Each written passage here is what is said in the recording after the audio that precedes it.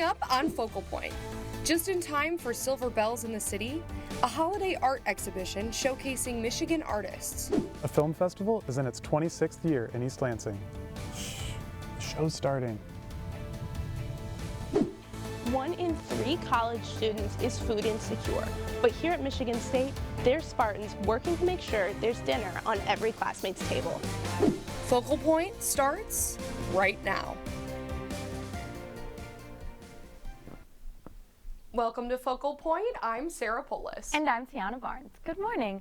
Today is November 17th, 2023, which means the countdown for Silver Bells in the City is on. Yes, the day is finally here. After several days of sunshine, we have seen some rain showers here this morning, but don't worry, it's looking like hot cocoa weather the rest of the day. Remember last year? Yeah, the snow plows are out, the snow was falling, but we're definitely thankful we have warmer weather this time around, but the snow does make Lansing look so much more like a winter wonderland. Nevertheless, there's so much in store for the event tonight. The Electric Light Parade will kick off at 6 p.m. on the corner of Lenawee and South Washington Square. After that, the lighting of the official State of Michigan tree will be in front of the Capitol, followed by a musical performance by Michigan native and the voice runner-up, Grace West. The night will wrap up with a holiday drone light show and, of course, a firework display. Now, as we said, the festivities won't start until later this evening, but Focal Point's Mackenzie Decker is in Lansing now to give us a look at some of the preparations before a certain bearded man lands in the Capitol. That's right, Tiana and Sarah. The day has finally come for the 39th annual celebration of Silver Bells in the city.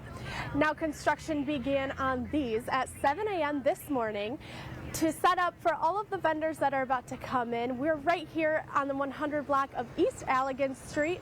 Now, traditionally, 45,000 people will come down to experience the shimmering lights, decorated floats, and all of the holiday cheer. Joining all of that will be 20 different vendors from all throughout Michigan selling things like homemade candles, popcorn, cookies, and even cookie dough. This strip will have everything you need to kick off that holiday season.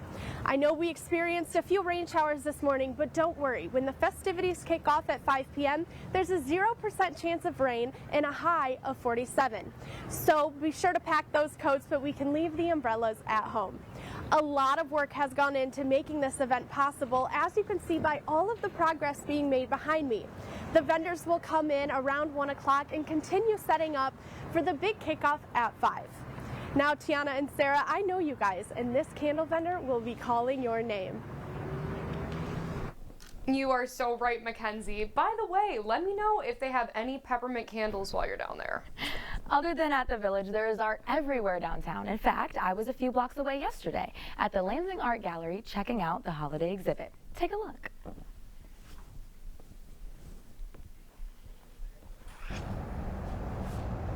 Very nice.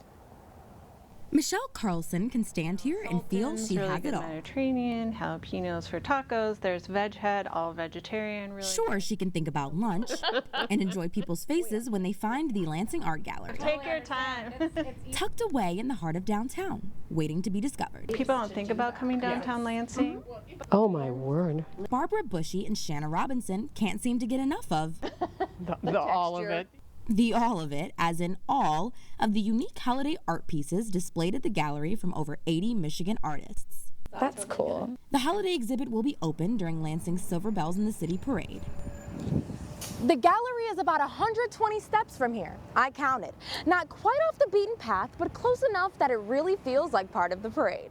There's a bookstore. You can get a book. You can come here and get art. Sarah Hopkins, How are you today? the gallery coordinator, Good. I wear many hats, as many of us do. hopes Friday's parade will give visitors a chance to explore all that the gallery has to offer.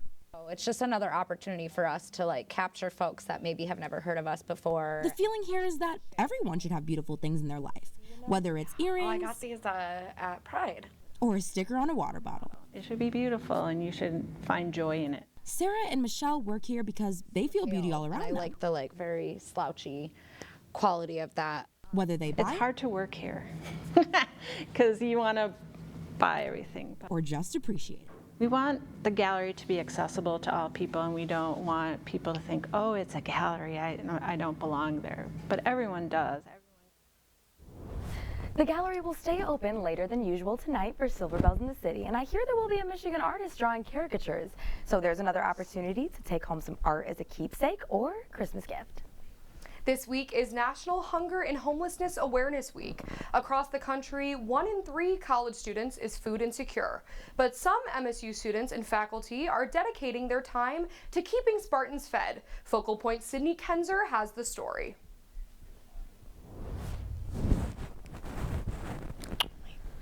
Everybody knows somebody who made it through college on ramen noodles. But what if?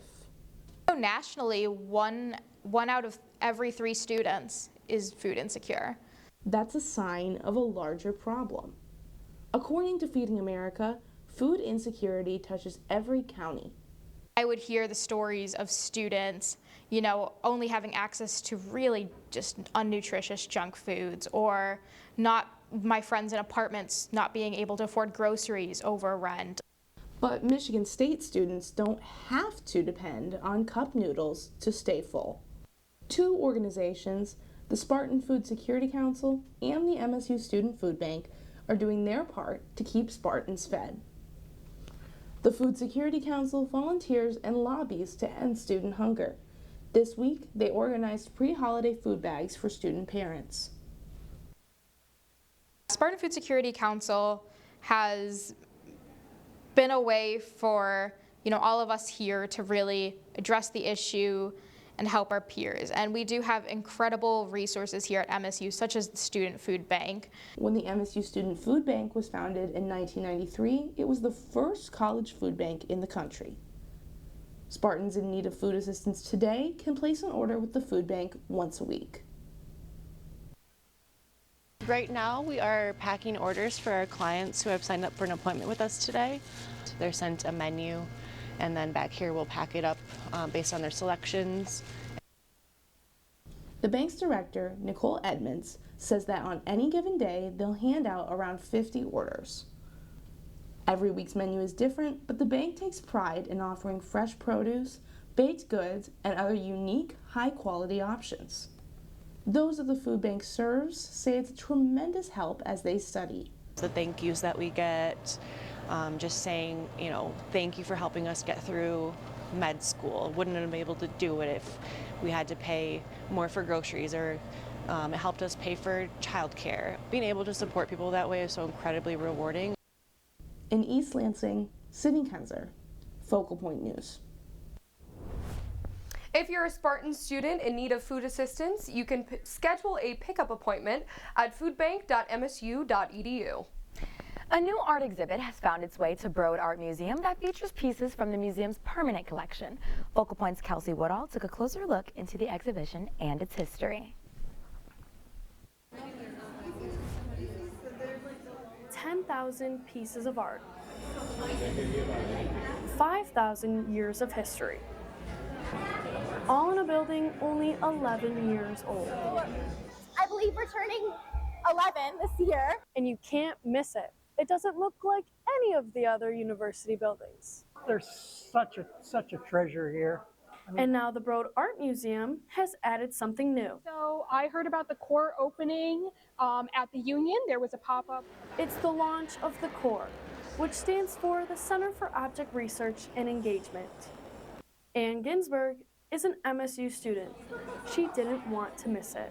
I was interested in meeting a lot of artsy people, and I was hoping to make some new friends. Hundreds came out to celebrate art and history, and possibly make some new friends. Oh my gosh. Jim Anderson has a favorite. One thing I like a lot is the crabapple tree back there.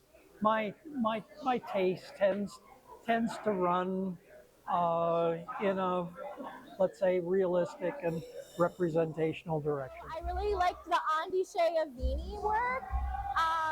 It's really awesome. I believe it's just untitled, but he's a great artist.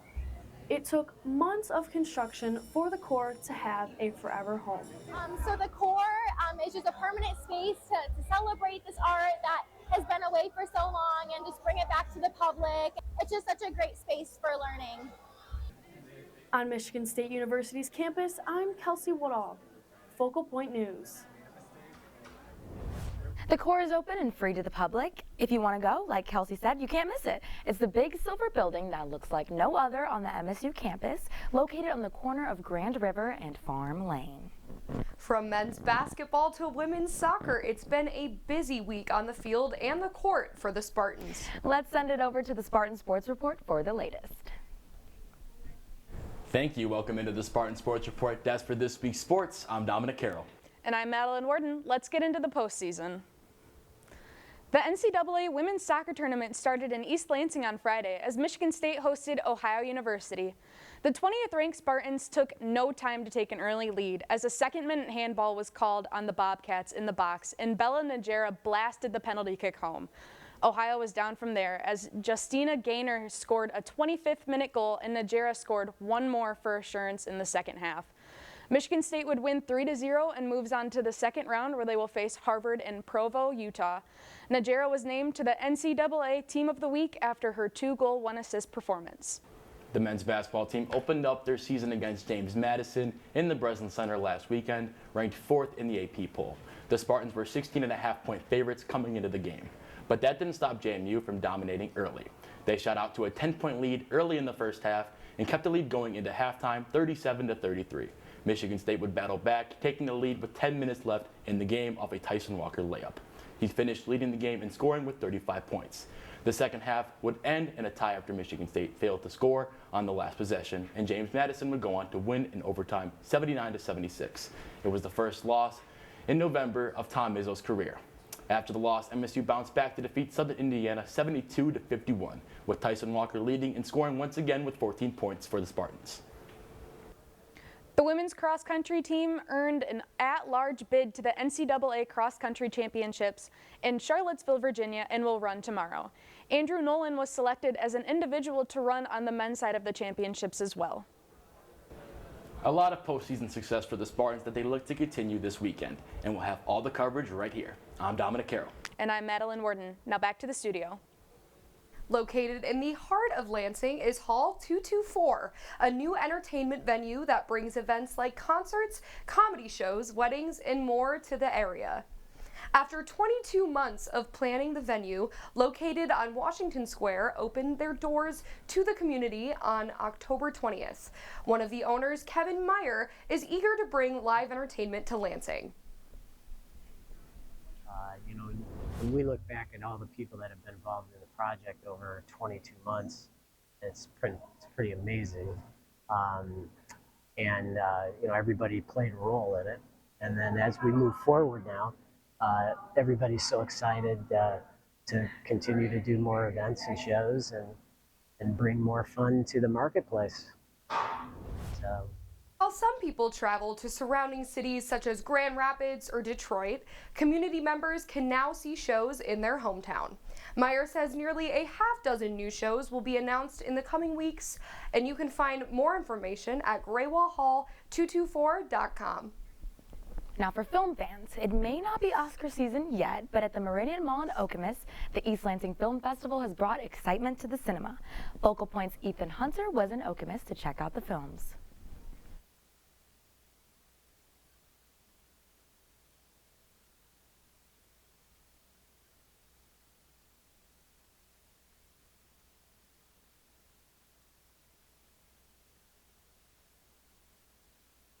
Ethan's package, I think it's coming up now. Studio C in Okemos. People come to watch the Marvels, Trolls, maybe the new Hunger Games. Rarely does anyone see a red carpet leading into the theater, but today is different. The purpose of a film festival is to expose people to films that they would not see in the mainstream theater. Susan Woods heads the East Lansing Film Festival and founded it 26 years ago. The purpose of the program says, damn the stream, ditch the couch, dig the big screen, because we're trying to get people back into the theaters. She's doing it not only with red carpets, but with exciting films. There's almost 40 films screening at this year's festival. Shh, be quiet. In categories like feature length, short film, and documentary. Everyone has a story to tell, I guess, and everyone has something that's a little bit interesting about them or different, or something that they've gone through that's just like what you've gone through or whatever. So it's just a great way to connect. It's Jennifer White's job to share stories that many of us have never seen. Film festivals, sometimes people might get an impression like, oh, it's going to be some crazy French film that I've never heard of. And sometimes it is, and those are fun too. But a lot of times really it's a great opportunity to see and hear stories about, you know, all kinds of different people. And that can be the most rewarding part of the festival. I have shown films where people come out and are hugging me and crying and saying, oh, thank God you brought that. I mean, that was an unbelievable experience. And see, that's what happens with the art of cinema. You get this absolutely visceral and emotional and intellectual experience. Overall, the festival provides an outlet for names other than Tarantino and Scorsese to appear on the marquee, too. Even if you only like to watch action movies and Marvel movies and all those like big fun things like that, like I think if people sort of try to branch out a little bit, they might, you know, see some other parts of, you know, another aspect of filmmaking that might interest them as well. The festival just wrapped up yesterday, but if you want to get in next year, it's never too early. In the meantime, the film festival does sponsor indie films at Studio C starting back up in January. Well, we got to see 2 of Ethan today. Right, or should you say Ethans? I feel like 1 is enough. He surely doesn't think so. Right. Well, that's all the time that we have for today. I'm Sarah Polis. And I'm Tiana Barnes. Have a great weekend.